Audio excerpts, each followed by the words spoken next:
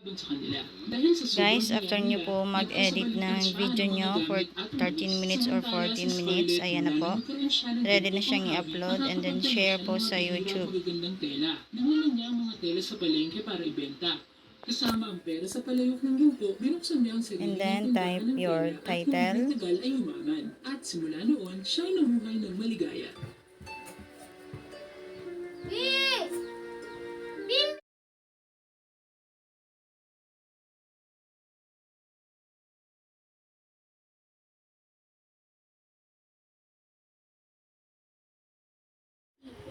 After uploading, pindutin niyo po yung visibility and then lalabas po yan. Pindutin niyo po yung set as instant premiere. And then lalabas po yung schedule. Mag-set po kayo ng schedule. Ayan, Friday po yung schedule ko.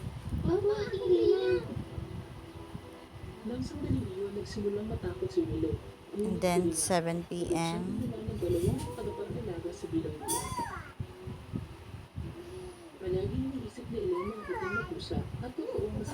After that, set as premiere.